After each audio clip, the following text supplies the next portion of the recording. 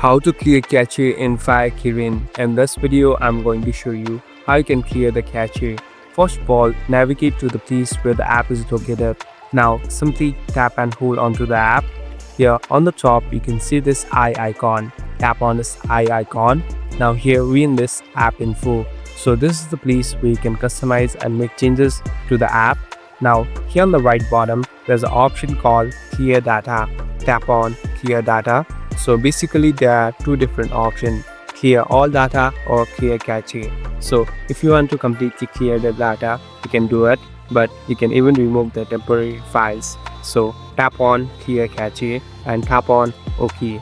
Now all the temporary files will be removed and the app will be lag free and you won't have any problems playing the application. Thank you for watching this video. I hope this video will help you.